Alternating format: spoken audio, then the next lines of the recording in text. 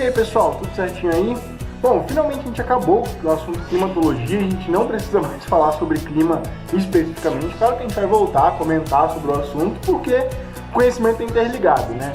Mas hoje a gente vai falar sobre um assunto novo, a gente vai falar sobre as matrizes energéticas mundiais. As matrizes energéticas que nós temos pelo mundo, e nós vamos citar alguns dos exemplos mais importantes, mais famosos, algumas das matrizes, das fontes energéticas que a gente tem mais utilizadas aí, mais importantes pelo mundo e aqui no Brasil também, beleza? Então vamos lá, pessoal. Bom, primeiro eu queria fazer uma pergunta que pode parecer um pouco boba, um pouco simples no começo, mas se a gente parar a pensar, é um pouco mais complexa e difícil de responder do que pode parecer no começo. A pergunta é o seguinte: o que é energia? Bom, para responder essa pergunta, a gente vai emprestar o conceito da física, a gente vai pedir emprestado o conceito que os físicos elaboraram, que é o seguinte: energia é a capacidade de gerar trabalho. Ou seja, acaba aquela ideia de que energia é só energia elétrica, né? Energia pode ser energia que move o seu carro, energia que move você mesmo, beleza? E quando a gente fala na geografia, a gente vai pegar essa palavrinha trabalho e vai traduzir ela como produção e desenvolvimento. Ou seja, a energia seria tudo aquilo que tem capacidade de gerar produção e desenvolvimento. Então vai ser a energia que move as máquinas de uma fábrica, a energia que move um meio de transporte, um trem, um carro, um caminhão, um ônibus, um navio, qualquer coisa desse tipo, e obviamente também a energia elétrica, que é muito importante nesse sistema, beleza? Mas não é só a energia elétrica, show? Antes da gente entrar de cabeça nas matrizes energéticas, nos tipos de matriz e tudo mais, eu queria passar um breve histórico das matrizes energéticas que foram utilizadas pelo mundo com o tempo. Bom, antes da Revolução Industrial, da primeira Revolução Industrial, pessoal, a gente tinha a força muscular de pessoas mesmo, muitas vezes de pessoas escravizadas, tração animal, então carros de boi, mesmo animais movendo máquinas, energia eólica, de certa forma, movendo alguns moinhos, e energia hidráulica também movendo moinhos. Energia elétrica não era um assunto naquela época ainda. Aí vem a primeira Revolução Industrial, que conta com o vapor gerado a partir da queima de carvão mineral. O carvão mineral queima para mover as máquinas a vapor. No final do século XIX, vem o advento da usina hidrelétrica, ou seja, agora a gente vai passar a usar a energia provinda do movimento das águas para gerar energia elétrica, então isso já é um grande avanço. Antigamente a energia do movimento das águas, dos rios e tudo mais, só movia alguns moinhos e tudo mais. Em meados do século XIX, temos a descoberta do petróleo, que vai revolucionar a produção de energia no mundo inteiro. E na década de 60 nós vamos ter as energias nucleares surgindo aí, que também são uma fonte de energia muito importante em algumas partes do planeta. Beleza? Hoje em dia, galera, a gente tem um aumento na procura e nas pesquisas para a gente achar fontes alternativas de energia, fontes renováveis, fontes mais limpas, principalmente por uma preocupação. Primeiro, e quando o petróleo acabar? E quando o carvão mineral acabar? E quando o urânio, que produz energia nuclear, acabar? E também por questões ambientais. A gente está começando a perceber, como a gente já falou, né? Falou muito ao longo das aulas de climatologia, que o meio ambiente está sob ameaça, principalmente as mudanças climáticas, efeito estufa exagerado, tudo isso. Então a gente busca formas mais limpas de energia. Energia solar, utilizar mais energia eólica e por aí vai. Beleza? Então vamos falar sobre as fontes de energia em si. Quando a gente fala de fontes de energia, a gente pode falar de dois tipos de fontes principalmente. As fontes não renováveis de energia e as fontes renováveis de energia. O que isso quer dizer? Quando a gente fala que uma fonte é não renovável, a gente está falando que ela não se renova. Ah, vai mesmo? Pois é. Que ela não se renova na natureza, então que ela leva muito tempo para se renovar. Pessoal, muito tempo é 10 anos? Não, muito tempo é milhares de anos, milhões de anos, beleza? Você pode até falar que o petróleo pode se renovar na natureza se as condições específicas rolarem, mas isso vai demorar milhões de anos para acontecer, beleza? Mas quando a gente fala de urânio, que é um mineral que a gente encontra pelo planeta, ele não vai se renovar. Então eu peguei, usei, acabou, não tem mais, beleza? Então elas são facilmente esgotáveis, ou seja, o que quer dizer ser esgotável? Quer dizer que ela acaba com muita facilidade. Se eu ficar usando, ela vai acabar uma hora e não tem o que eu fazer, beleza? Em sua maioria elas são poluentes, mas isso não é uma regra, tá, galera? Vamos parar de ficar colocando que quando a fonte não é renovável, ela automaticamente também é poluente, e o contrário também é verdade. Existe fonte renovável que é poluente, né? Por exemplo, energia hidrelétrica, a gente vai chegar lá. Ela polui a atmosfera, mas ela é renovável. E existe fonte não renovável poluente, tá? Que é o caso da usina nuclear, por exemplo. A usina nuclear ela não é poluente, ela é considerada uma energia limpa. Tem vários outros problemas, mas ela não é uma energia poluente, uma fonte poluente de energia, apesar de ela não ser renovável. Beleza? É uma energia limpa e não renovável. Então, alguns exemplos que a gente tem é o carvão mineral, petróleo, urânio, gás natural, e a gente vai falar sobre esses exemplos em específico agora. Beleza? Então vamos lá. Para começar com ele, a estrelinha das fontes de energia não renováveis, o petróleo, tão famoso, tão importante, né? O petróleo ele é um hidrocarboneto de origem fóssil. Meu Deus, professor, palavra... Putz. Mano, eu acho que eu ouvi isso em algum lugar na aula de química, mas eu não lembro muito bem o que é um hidrocarboneto. Calma, hidrocarbonetos são elementos orgânicos que são... substâncias orgânicas que são formadas apenas por carbono e hidrogênio. Então as fórmulas dos hidrocarbonetos são C alguma coisa, H alguma coisa, acabou. Só carbono e hidrogênio na sua composição. Obviamente o pessoal da química pode explicar 1000 vezes melhor do que eu estou só me intrometendo um pouquinho na área deles para a gente falar um pouquinho sobre o petróleo, beleza? Ele vai se originar em bacias sedimentares, então lembra que a gente falou lá de escudos cristalinos, dobramentos modernos, bacias sedimentares? Pois bem, em lugares de escudos cristalinos e dobramentos modernos, a gente não vai encontrar petróleo. A gente vai encontrar petróleo somente em áreas de bacias sedimentares. E isso tem uma explicação. Por quê?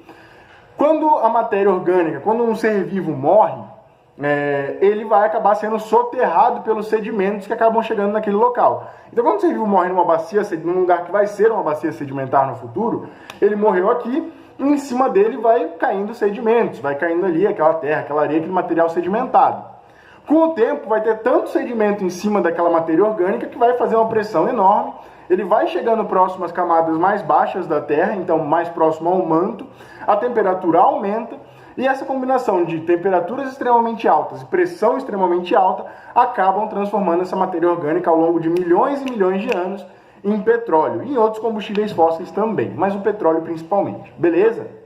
A gente vai ter ele sendo muito utilizado na segunda revolução industrial, ele vai substituir o carvão mineral, que foi a estrela da primeira, né, as máquinas a vapor movidas a carvão mineral.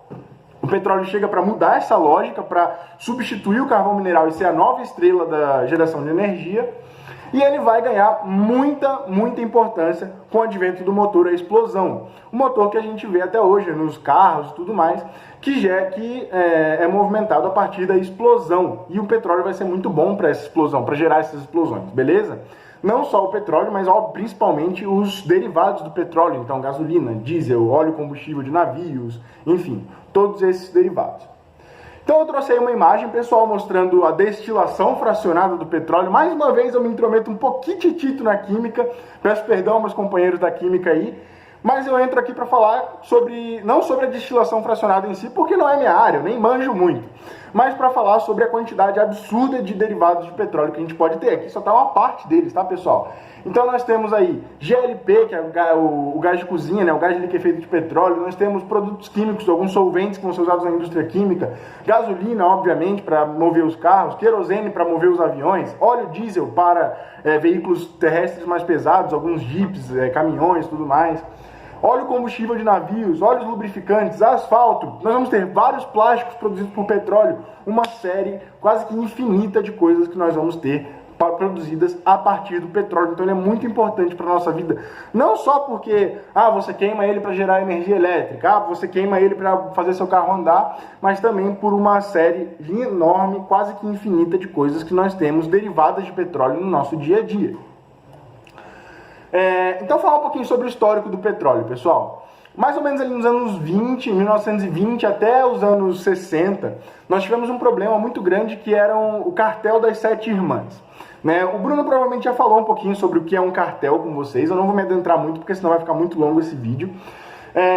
O cartel das 7 irmãs ele era o seguinte: 7 empresas, está aí o logo de todas elas na imagem que eu coloquei: Esso, Shell, BP, Mobil, Chevron, Gulf Oil e Texaco, ou Texas Coal, né? A gente aqui no Brasil fala Texaco mesmo, tá tudo certo. Essas 6 empresas, elas são de países desenvolvidos, né? Muitas delas dos Estados Unidos, e elas controlavam todo o mercado de petróleo no mundo, né? Praticamente todo o petróleo que era produzido no mundo passava pelas mãos delas. Então, como um bom cartel, elas regulavam quanto elas iam produzir, regulavam quanto que elas iam cobrar por aquela produção, e elas que mandavam no mercado do petróleo. O que aconteceu? Em 1930, na década de 30, na verdade, se eu não me engano se eu não me engano, não, com certeza, foi na segunda metade da década de 30, mais ou menos 38 ali, pessoal. O México criou a estatal Pemex, uma empresa tocada pelo Estado mexicano, que a ideia da Pemex era devolver a soberania do Estado mexicano sobre o seu petróleo, tanto que o próprio logo da Pemex é Por el rescate de la soberania, pelo resgate da soberania mexicana. Então o México vai explorar seu próprio petróleo, não depender dessas 7 irmãs. A Petrobras foi criada em 53 aqui no Brasil, também com esse mesmo intuito. O Brasil vai explorar o seu petróleo, não depender dessas 7 irmãs. E a OPEP foi fundada em 1960, que é a Organização dos Países Exportadores de Petróleo, que é um outro cartel também, mas é um cartel de países do chamado terceiro mundo. Para assim, nós somos países que não somos os mais desenvolvidos do mundo. Alguns desses países até hoje em dia estão bem ricos, mas na época eram países que eram um terceiro mundo, países de menor poder financeiro. Então nós, países mais pobres, assim, que temos muito petróleo no nosso território, vamos começar a mandar no mercado do petróleo mundial e não ficar dependendo dessas 7 irmãs. E aconteceu que a OPEP virou a maior produtora de petróleo do mundo. Hoje em dia é a OPEP que manda no preço do petróleo praticamente, né? Essa lógica se inverteu. E ela é formada pelos seguintes países. Não precisa decorar, tá, pessoal? Só pra gente ter uma ideia de que os países do terceiro mundo é que mandam na OPEP. Angola, Argélia, Equador, Gabão, Iraque, Kuwait, Nigéria, Catar, Arábia Saudita, Indonésia, Emirados Árabes Unidos e Venezuela. Professor, isso passou muito rápido, como eu falei, você não precisa decorar, mano, é só pra gente ter uma ideia. Venezuela e Equador precisam ter um destaque mais importante pra gente aí, porque são países sul-americanos. Então, quais são os sul-americanos que estão na OPEP? Venezuela e Equador. Beleza, pessoal? Então vamos deixar a estrelinha da produção de energia fóssil pra lá e vamos passar para os outros itens, beleza? Acabou o tempo de tela do petróleo, vamos lá. Pessoal, o petróleo é muito importante, por isso que ele teve 3 slides da nossa aula para falar sobre ele, né? Eu passei um bom tempo falando, agora a gente vai passar um pouquinho mais rápido pelos próximos. O próximo é um combustível fóssil também que brilhou muito antes do petróleo ser descoberto, antes do petróleo ser largamente utilizado, que é o carvão mineral. O carvão mineral é uma rocha metamórfica de origem sedimentar, ou seja, ele se origina como uma rocha sedimentar, mas ele passa por transformações físicas e químicas que transformam ele em uma rocha que a gente chama de metamórfica. Também tem origem fóssil, né? Então, dependendo das condições de pressão e temperatura que aquela matéria orgânica foi soterrada, ele podia virar petróleo ou carvão mineral ou ainda mesmo gás natural. A gente vai entrar lá, vai chegar lá no gás natural também. No hemisfério norte, o hemisfério norte tem países muito ricos em carvão mineral, né? Os países mais ricos em carvão mineral estão no hemisfério norte, e a gente tem uma previsão de que ele vai ter uma vida útil um pouco maior do que a do petróleo, tá, pessoal? Mas sempre lembrando, ele vai ter uma vida útil maior, mas não quer dizer que ele vai estar aí para sempre. Ele também vai se esgotar porque ele é uma fonte não renovável de energia, beleza? Ele é diferente do carvão vegetal, então não ache que esse é o carvão que você usa para fazer seu churrasco em casa, tá, galera? Não é. Percebam aí na imagem que eu trouxe, o carvão mineral ele tem cara de rocha mesmo, né? Ele parece uma rocha, uma pedra ali. O carvão vegetal, se você pegar e dar uma olhada, ele parece mais um tronco, né, de uma árvore, um caule, alguma coisa assim, justamente porque ele é uma parte de uma árvore, um tronco de uma árvore, beleza? Ali chamuscado ali, carbonizado. E ele tem uma grande mesmo utilização em termoelétricas. Então, assim, o petróleo ele vai brilhar em várias outras áreas da geração de energia, principalmente na área de transporte. O carvão mineral vai brilhar ainda até hoje na geração de energia elétrica. As termoelétricas, a maioria das termoelétricas do mundo, queimam carvão mineral. Beleza, pessoal? Falei que ia ser mais rápido falar do carvão mineral e já passamos para ele. Vamos falar agora do gás natural. Pessoal, o gás natural ele é menos poluente do que o carvão e o petróleo, né? O carvão mineral e o petróleo. Ele é relativamente fácil e barato de transportar, né? Então ele tem esses benefícios aí. Ele vai ser muito utilizado para aquecimento, né? Em países mais frios, na Europa principalmente, né? Nós temos a grande produtora de gás natural na Europa, Gazprom, que vai exportar para a Europa inteira, a russa Gazprom. E daqui na América do Sul nós temos o gasoduto Brasil-Bolívia. O Brasil tem até que uma quantidade razoável de petróleo, mas não tanto de gás natural, enquanto a Bolívia tem uma quantidade absurdamente grande de gás natural. Então o Brasil e a Bolívia fecharam um acordo para construir uma grande tubulação, um grande duto que vai da Bolívia até aqui do Brasil, né? Mais ou menos da região ali de Santa Cruz de la Sierra, na Bolívia, e vem aqui para o Brasil se espalhando ali para a região do Rio de Janeiro, né? O norte do Rio de Janeiro, Belo Horizonte, Minas Gerais, e também para o sul do país, passando por São Paulo também. O mapinha está aí para vocês darem uma olhada. O gás natural ele é muito utilizado também para o que a gente chama de GNV, que é o gás natural veicular, que é quando esse gás natural ele é utilizado como combustível veicular, combustível de carros. Né, vocês estão vendo a segunda imagem aí, teve uma época que foi muito febre colocar gás nos carros, né, equipar os carros para receber gás natural. Você coloca esse cilindro amarelo aí e o seu carro ele pode ser abastecido agora com gás natural, em vez de ser abastecido com gasolina.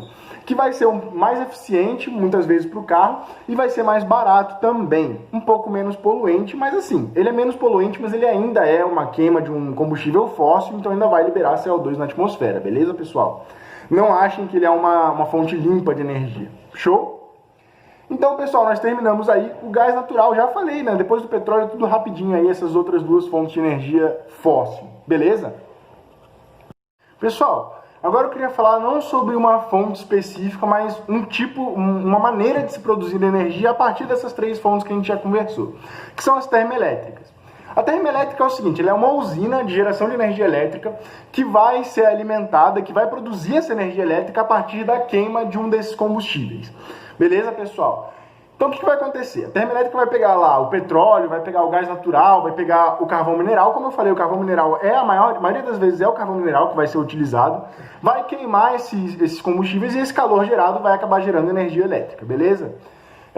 Ela vai ser uma usina de altos custos, vai ser muito caro para você implementar a usina operar uma usina termoelétrica, e isso pode ser visto que no Brasil teve uma época aí que teve uma seca muito grande e tudo mais, e as hidrelétricas, que são a maior parte da geração de energia elétrica no Brasil, elas não estavam conseguindo operar porque tinha pouca água nos rios, né? Então você começou a usar as usinas termoelétricas do Brasil por aí afora. E a conta de luz ficou mais cara, justamente porque operar uma usina termoelétrica é um pouco mais caro do que operar uma usina hidrelétrica, beleza, pessoal? Ela é uma usina, então, que é muito cara, ela é uma usina que é muito poluente, porque você está queimando ali aquela matéria e jogando aquele resíduo de CO2, de fuligem e tudo mais direto na atmosfera. E qual que é o benefício dela? Bom, você tem o benefício de que se você tem carvão, ou petróleo, ou gás, você pode operar ela, independente se está chovendo, se não está, se está ventando, se não está, independente das condições climáticas da região. Então ela tem esse benefício em relação à hidrelétrica, à eólica e tudo mais. E outro benefício é que você pode instalar ela próxima à cidade. A usina hidrelétrica você não pode instalar muitas vezes próximo a uma cidade porque você precisa de um grande rio para alimentar aquela usina, e muitas vezes esse grande rio está longe da cidade. A usina eólica, muitas vezes na cidade não tem acesso a esse fluxo de ventos tão grande, e também tem um problema que a usina eólica produz muita poluição sonora, ela faz muito barulho, a gente vai falar sobre isso mais tarde. Então você não pode instalar no meio da cidade. A usina termoelétrica você pode instalar no meio da cidade porque ela não tem esses problemas, apesar de ela ser altamente poluente, tá, pessoal? Então você economiza muito com o transporte dessa energia produzida. Você não precisa levar a energia lá, por exemplo, da região amazônica até um polo urbano mais próximo, e aí talvez seja um pouco mais longe. Você não precisa levar essa energia por grandes distâncias. Você pode instalar ela já mesmo no lugar onde ela vai ser usada. Beleza? Então vamos lá, pessoal. Galera, para fechar as energias não renováveis, as fontes não renováveis de energia, eu queria falar um pouquinho sobre a energia nuclear. A energia nuclear ela é o seguinte: você vai pegar o urânio e você vai fazer a fissão desses átomos de urânio, beleza? Basicamente você vai separar esses átomos de urânio. A pessoa da química vai explicar muito melhor para vocês como é que funciona a fissão dos átomos de urânio. Mas o importante essa fissão ela vai liberar uma quantidade muito alta de energia, muito grande mesmo. Então a usina nuclear ela é muito, muito, muito potente, ela é muito, muito, muito eficiente. Você vai ter uma quantidade muito grande de energia sendo gerada ali. Além disso, ela é uma energia bem limpa, ela não vai soltar gases poluentes na atmosfera. Então você pode pensar, nossa, ela é uma energia que vai produzir muita energia, muito eficiente e limpa, ela é perfeita. Só que A energia nuclear ela tem alguns problemas, principalmente relacionados à segurança dos operadores, que precisam usar todo um EPI, equipamento de proteção individual, e também ter uma instalação segura para que eles não tenham contato com aquela radiação toda que está sendo produzida no processo de fissão do urânio.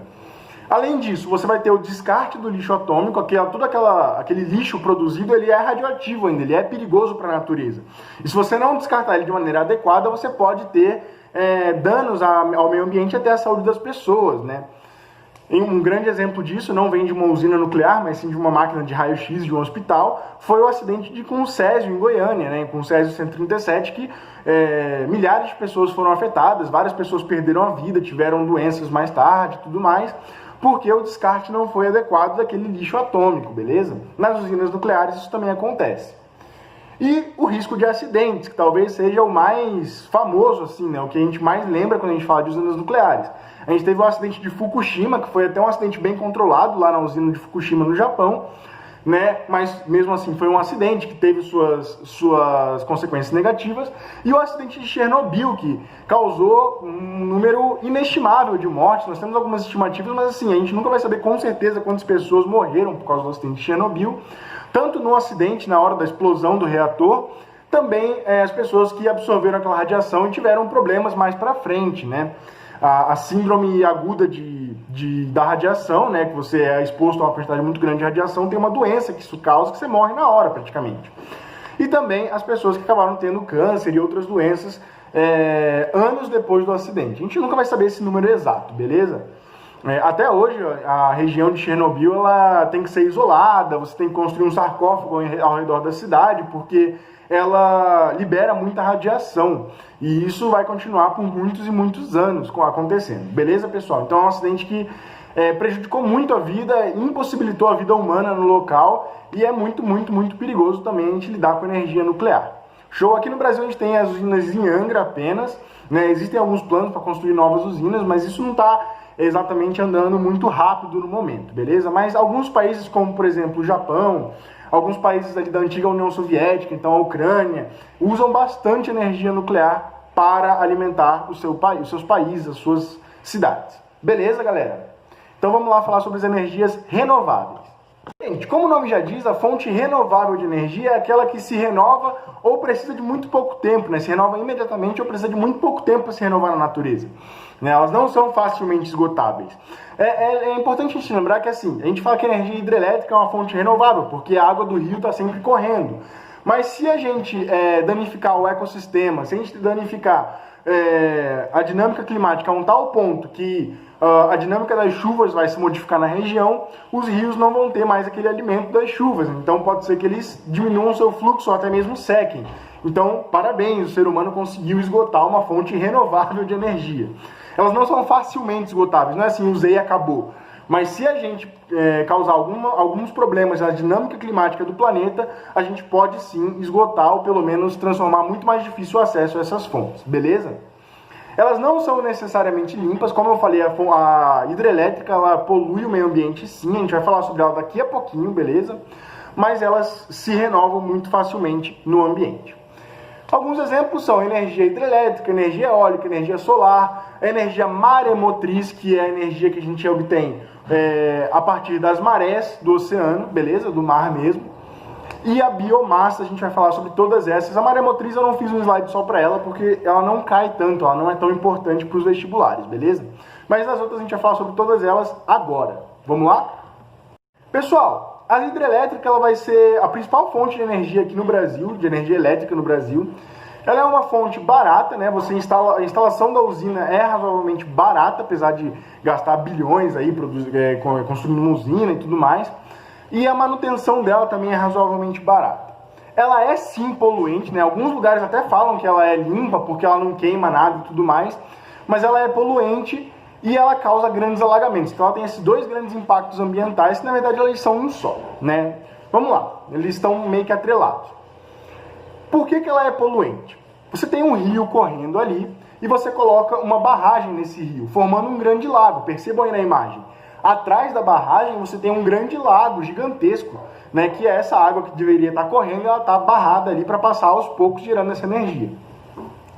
Quando você forma esse grande lago, não só você está alagando uma área que pode ter espécies vegetais que só ocorrem ali, ou animais que só vivem naquela região, e aí você pode estar ameaçando esses animais, mas você também pode estar alagando aldeias indígenas, ou então comunidades ribeirinhas que viviam ao redor desse rio. Então você tem também um impacto humano. Além disso, esses alagamentos, eles vão, esse material orgânico, né, tanto os animais que acabam morrendo, já estavam mortos nessa região, quanto as plantas vão acabar apodrecendo muito rapidamente, porque eles estão alagados ali e tudo mais. E esse apodrecimento vai gerar CH4, que é o metano, e o CO2, que é o gás carbônico. Os dois são gases extremamente poluentes, os dois são gases que contribuem para o efeito estufa. Então esse alagamento vai acabar gerando um apodrecimento generalizado de tudo que está ali naquela área, que vai gerar o CH4 e o CO2 em grandes quantidades. Então assim, tudo bem, eu não tenho uma chaminé jogando ali, queimando um monte de coisa. Beleza. Mas o apodrecimento da matéria orgânica que foi alagada vai gerar muitos gases poluentes também. Show, pessoal? Bom, energia eólica. A energia eólica a gente pode falar categoricamente que ela é limpa, né? Ela não tem poluentes, ela não tem pegadinhas como a hidrelétrica tinha, e ela é completamente limpa. Então ela é uma energia que já tem esse lado positivo, que a gente não vai poluir nada para produzir ela.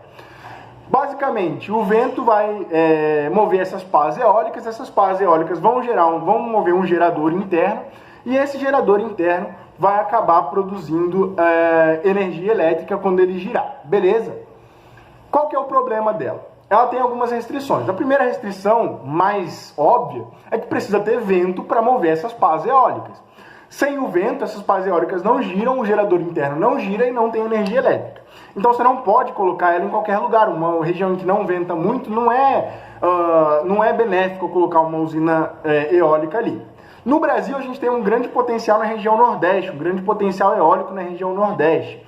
Não é um potencial totalmente instalado, totalmente aproveitado, mas é uma região em que venta muito, então, em algumas partes dessa região. Então, se a gente colocar campos eólicos nessa região, a gente pode produzir bastante energia elétrica a partir desses ventos. Só que ela tem outro problema. Eu não posso fazer essa energia eólica perto de uma cidade, mesmo que essa cidade venta muito, uma cidade muito populosa e tudo mais. Por quê? Porque essa energia eólica, essas pás eólicas girando o dia inteiro, elas vão causar uma grande poluição sonora. Olha o tamanho dessas pás eólicas. Então elas vão gerar muito barulho, que vai atrapalhar a vida na cidade. E além disso, além da vida humana, ela vai atrapalhar a vida de aves, que vão ter suas rotas prejudicadas. Pensa que se a ave tinha aquela rota ali, aquela região onde eu tenho agora um campo eólico, na rota de migração dela, ela não vai poder mais passar ali, porque quando ela passar ali, ela vai ser triturada por essas pás eólicas que estão ali girando o dia inteiro. Beleza? Então, quando eu vou estudar para fazer uma nova usina eólica, eu tenho que pensar um novo campo, né, de pás eólicas, eu tenho que pensar o seguinte: primeiro, nessa região venta o suficiente? Ah, sim, venta. Essa região é distante de centros urbanos? Ah, é distante. E essa região não é rota de migração de nenhuma ave. Então, só se ela cumprir esses 3 requisitos, eu posso instalar um campo eólico. Beleza, galera? Então vamos falar um pouquinho sobre a energia solar agora. Bom, como o próprio nome já diz, a energia solar é a energia que vem do Sol. E ela é, obviamente, renovável, porque o Sol está emitindo luz o dia inteiro, radiação o dia inteiro não, né? Mas o tempo inteiro. Você está ali recebendo radiação do Sol. Mas ela tem um alto custo para sua instalação. Esses painéis solares que vocês estão vendo aí na imagem, eles não são baratos, beleza? Eles são extremamente caros, tanto para comprar quanto para instalar eles. Claro que a gente tem novidades saindo aí toda hora para baratear a produção desses painéis solares, as células fotovoltaicas que a gente chama, mas eles ainda são muito caros, então não é todo mundo que consegue produzir energia solar ainda, beleza? A energia solar ela vai poder ser usada para aquecer água, então aquecer água que você vai tomar banho, ou aquecer água de uma piscina, aquecer água no geral, ou também para geração de energia elétrica mesmo. Então eu posso gerar energia elétrica que vai ser usada para acender uma luz, uma lâmpada, para abastecer minha casa inteira, basicamente só com painéis solares também. E aí fica assim, é muito caro para instalar, mas se você consegue instalar na sua casa inteira os painéis solares, você não precisa mais pagar por energia elétrica, porque você está produzindo toda a energia elétrica que você consome. Então você precisa ter um investimento alto ali, né, para instalar, mas você vai ter meio que um retorno desse investimento ao longo do tempo, não tendo que pagar mais energia, a conta de luz, por exemplo. Beleza, pessoal? Para fechar aí, pessoal, a última fonte de energia renovável que eu queria falar com vocês é a biomassa. A biomassa é o seguinte, a matéria orgânica, que aí pode ser a própria planta mesmo, né, ou derivados da planta, coisas que eu tiro da planta, ou excrementos de animais, tudo isso pode ser utilizado como biomassa para a produção de energia, não só energia elétrica, mas também energia elétrica, né, pessoal? Então aí eu vou falar de carvão vegetal, quando eu tiro pego o tronco de uma árvore, carbonizo aquilo e uso como carvão para queimar, para produzir energia. Biocombustíveis eu falo do etanol, da cana-de-açúcar, né, fermentação da cana, produz álcool, etanol, que a gente pode colocar lá no carro e tudo mais, você ouve no posto. Ah, etanol, quanto está o etanol e tudo mais? É esse etanol. Ou então o biodiesel. Você pode produzir diesel a partir de biomassa vegetal, em vez de produzir o diesel a partir do petróleo. Aí você tem também o biogás e uma série de outras coisas que podem ser utilizadas como biomassa para produção de energia. Assim, a biomassa é muito interessante, principalmente quando a gente fala de vegetais, por quê? Professor, quando eu queimar lá o etanol, ou quando eu queimar lá o biodiesel, vai lançar CO2 na atmosfera de qualquer jeito. É verdade. Só que você não pode esquecer que aquela cana-de-açúcar, quando estava crescendo, aquelas plantas que não estavam crescendo, que você está queimando depois para produzir energia, aquelas plantas, quando estavam crescendo, elas fixaram carbono da atmosfera. Então, elas tiraram carbono da atmosfera, e aí depois, quando elas são utilizadas como combustível, elas só estão soltando aquele carbono de volta na atmosfera. Então, meio que entra numa lógica cíclica. O carbono é queimado, é absorvido pelas plantas, depois é queimado, é absorvido pelas plantas. Então, a gente acaba dizendo que é uma forma de energia limpa, porque apesar de emitir carbono, ela também absorve carbono quando essa planta está crescendo, e meio que essa conta bate no empate ali, beleza? Só que pode ter, sim, impactos ambientais altos. Não é pela emissão de carbono, mas, por exemplo, se eu desmatar a floresta amazônica para plantar cana-de-açúcar, que vai produzir o etanol, eu estou tendo impactos ambientais muito grandes. Desmatei uma grande parte da floresta, da maior floresta tropical do mundo, beleza? Então a gente tem que ter um cuidado aí de, mesmo produzindo energia a partir da biomassa, que é uma energia limpa, produzir essa energia de forma sustentável, sem agredir o meio ambiente no processo, beleza? No Brasil, a biomassa é muito utilizada para a produção de etanol, né, que a gente vê bastante, né, todo posto de gasolina tem ali a bomba de etanol também, muitas vezes vale mais a pena colocar etanol no tanque do carro do que gasolina mesmo, e a queima do bagaço da cana. Então olha que bacana, mano.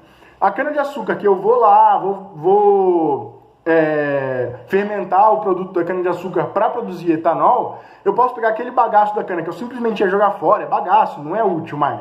Eu posso queimar ele para produzir energia a partir dessa queima também. Então eu estou utilizando a mesma cana 2 vezes para produzir 2 vezes mais energia. Beleza, pessoal? A queima do bagaço da cana é uma coisa que ainda precisa ser mais utilizada no Brasil, porque, como eu falei, ela é de uma certa forma limpa, apesar de ser uma queima que está emitindo ali gases poluentes. Aquela cana, quando cresceu, né, antes de ser cortada, ela fixou bastante carbono da atmosfera. Então ela é uma energia limpa e eu estou reaproveitando uma coisa que iria para o lixo ali. Então eu estou economizando mais ainda, eu teria que produzir 2 vezes mais etanol, eu estou queimando o bagaço da cana em vez de produzir mais etanol, beleza? Pessoal, eu trouxe alguns gráficos aqui para a gente ter uma ideia de como é o panorama no mundo, no geral, aí, e no Brasil, sobre a produção de energia. Essa primeira dupla de gráficos aí, ela é sobre a energia no geral, então não só a energia elétrica, também a energia que move carros, navios, aviões, a energia que move máquinas de fábrica, mesmo que não sejam movidas a energia elétrica, todo tipo de energia, beleza? Que vai produzir, lembra? Trabalho, gerar desenvolvimento, beleza? Então vamos lá, no mundo, os combustíveis fósseis que estão marcados aí em verde representam 81,4% de toda a energia que é produzida no mundo.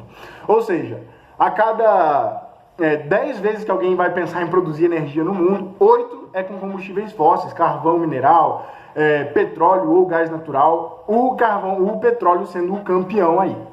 E aí os outros 18,6 são de outras fontes, que nem sempre são fontes renováveis, tá, pessoal? Então essas outras fontes têm também aí o urânio, né, a energia nuclear, e aí as fontes renováveis também. No Brasil, a gente tem um panorama um pouco melhor. Os combustíveis fósseis são um pouquinho mais da metade só, 54,3%, e as outras fontes são 45,7%, ou seja, a gente tem várias alternativas aos combustíveis fósseis, mais do que no resto do mundo, beleza? Isso vem muito por causa das hidrelétricas também. E aí, isso que eu falei agora das hidrelétricas é corroborado pelos dois outros gráficos que eu trouxe aqui.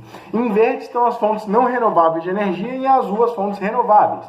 No mundo, a energia elétrica, né, aí a gente está cortando só para energia elétrica, né, pessoal?